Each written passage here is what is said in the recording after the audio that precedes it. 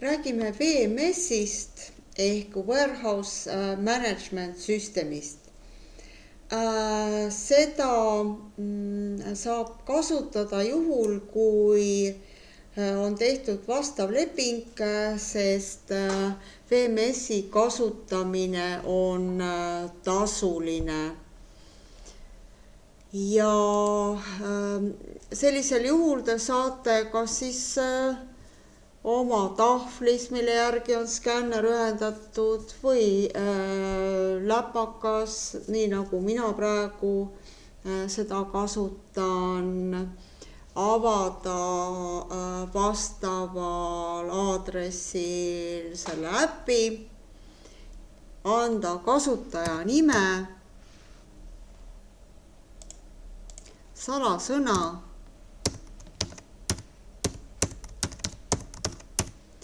ja kliendikoodi.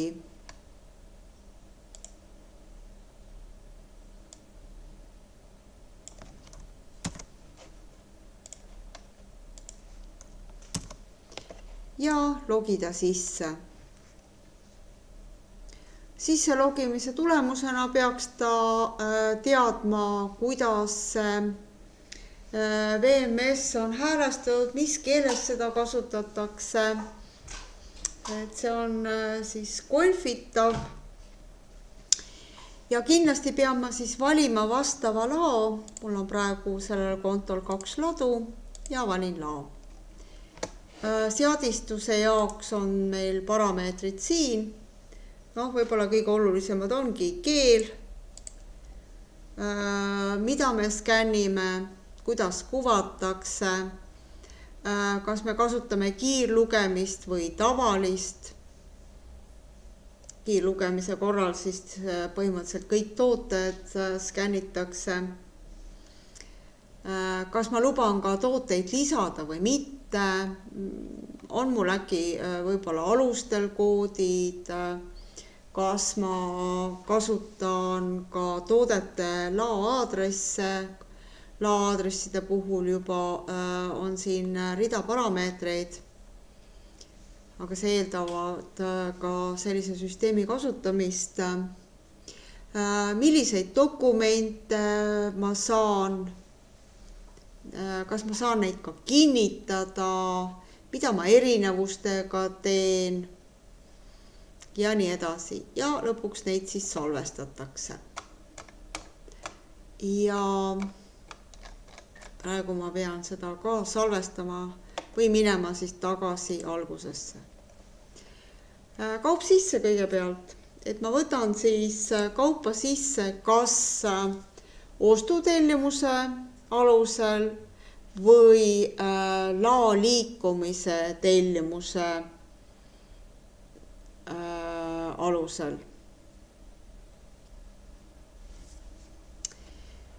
Võtan praegu siis ostutellimuse ette. Annan siia ostutellimuse numbri ja alusta vastuvõtmist. Programm kuvab siia vastavad positsioonid ja kuna mul skännerit ei ole, siis ma pean praegu tegema seda tööd natuke käsitsi, kopeerides siin neid koode.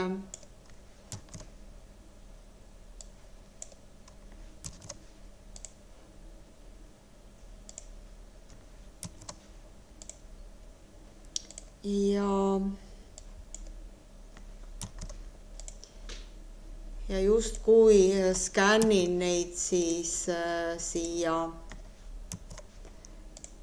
moodulisse. Ütleme, et paar tükki jääb puudu ka võib-olla.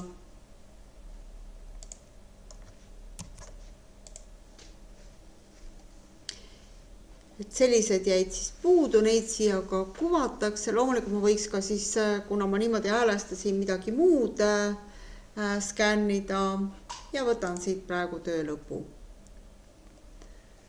Ma võin võtta siis skännitud toodete muutmise ette põhimõtteliselt neid koguseid võin siis muuta ka siit, lähen praegu tagasi. Ma võin minna uuesti tagasi skännima ja lugeda veel, lähen ikka töö lõpp. Ja ütleme, selline siis saabunud kogus on, et ta näitab seda võrdlust siin praegu ja ma kinnitan selle kauba saabumise ära, mille tulemusena programm tegi pärast väikest refreshi sellest ostu tellimusest number 2, siis ostuarve saatelehe number 6. Nende kogustega, mis me seal skännisime. Pidi olema 8, on 6. Nüüd sellel ostutellimusel muidugi on staatus osaliselt saabunud ja nii nagu me muidu nende osalistelt saabunud ostuarvetega teeme, et me kas muudame selle staatuse osaliselt saabunust saabunuks, lähme võtame täiendavad sisse, ehk programm teab, et need 3 positsiooni jäid vastu võtmata, või F4 alt võtan saabumata kaupade loetelu, kas koostan uue ostutellimuse või kustutan saabumata kogused, mida ma ka praegu teen. Ja see kaup ongi sisse võetud. Lisaks võin ma siis kaup välja teha. Ma võin minna siis väljastama näiteks laoliikumisi. Ma tegin laoliikumise tellimuse number 2 ehk ma valin siit selle dokumendi alusta väljastust. Ta näitab taas need positsioonid siia ja taaskord lähen neid siis skännima. Et võimalik, et jällegi kõiki koguseid võib-olla ei olegi.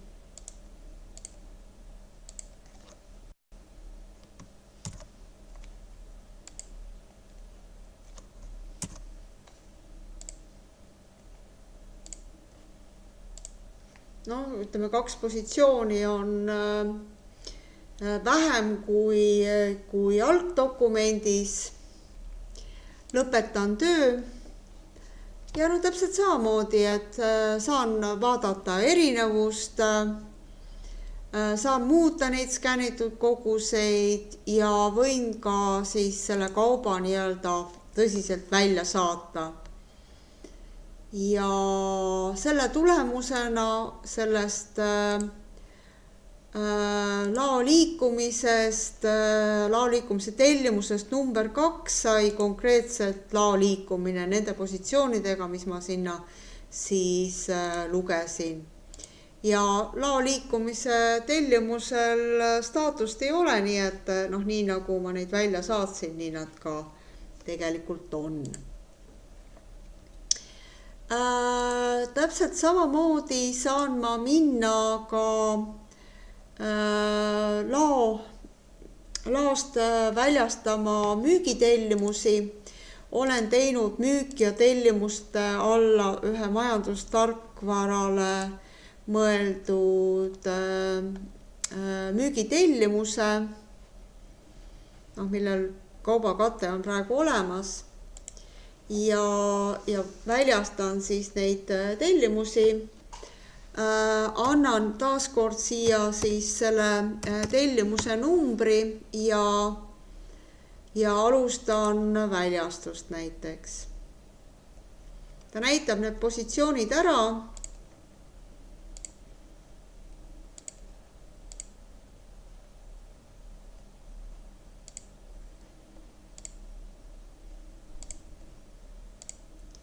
Ütleme, et praegu on meil kõik positsioonid olemas, et kõike seda siis ka kokku pandi. Võtan töö lõpp ja jällegi saan minna tagasi skännima, kui veel midagi leitakse, muuta juba skännitud koguseid või teen siis kaup välja. Ja taas seda tellimust loetakse siis täidetuks, et sellest tellimusest on siis saanud juba arve saateleht nende kogustega ja sellega loetakse siis tellimus täidetuks. Vaatan korraks ka, kas mul on mõni korjeleht, ei ole, et ma teen kiirelt ühe tellimuse, mida jällegi saaks siis täita, võimalik, et ma võtan selle sama tellimuse ette ja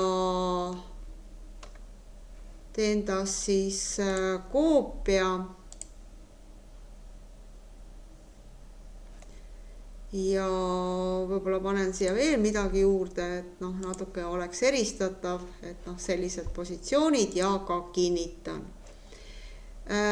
Kõik read on rohelised, kõigil on kaubakate olemas, seega müük ja korjeleht alla tekkis meile selline korjeleht. Ja siit võin ka teha selle väljastuse siis korjelehe alusel. Ma peaksin nüüd leidma selle siis vastavad tarnetingimused, mida ma ei ole andnud muidugi, valiksid äkki tänase kuupäeva ja ütleks otsi. Ta leiab sellise tellimuse siit, see vaatame, kontrollime, et me räägime samast tellimusest 175 ja ta näitab siin ilmselt seda summat ilma käibemaksuta 145,83,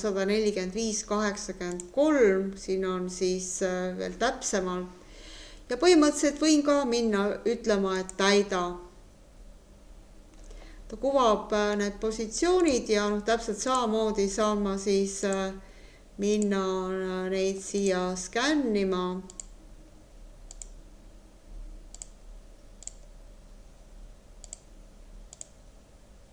Kõik read sai täidetud ja sellega samamoodi siis loeti see tellimus nagu korjatuks, aga nüüd ma peaksin siis selle kaudu minema seda tellimust ikkagi arveks tegema, et seda ta siis praegu meil ei tee.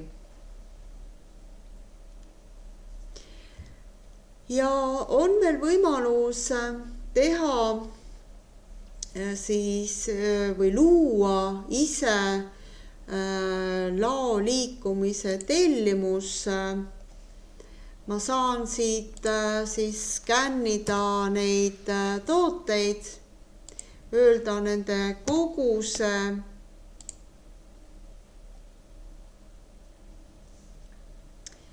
ja nii edasi ja nii edasi.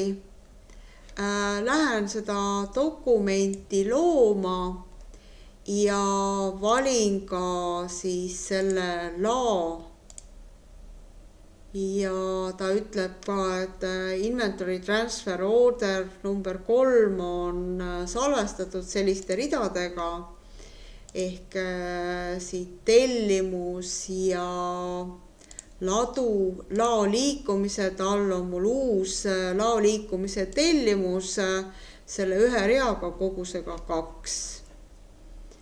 Ja samamoodi saan siis minna võtma kaupa sisse lao liikumise alusel number 3 ja selle 3 kohta ütleb ta, et ei leita, et võivad ka veateated tulla. Ilmselt ma olen vales laos, et ma peaksin siis minema õigesse lattu taas kord.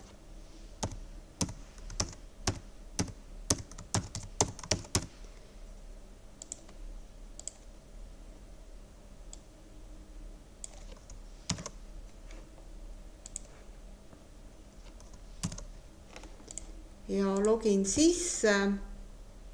Valin nüüd laoks siis sooladu ja kaup sisse, receive transfer, dokument number 3 ja näitab need read ja skännin nad siis läbi, ütleme ka, et on kõik täidetud, töö lõpp. Ja jällegi siis kinnitan kauba saabumise ja sellega on siis need kaubad ka ringi liigutatud. Ehk põhilaos soolattu tulles siis vastavalt võeti nad siis soolattuga lao liikumisega sisse.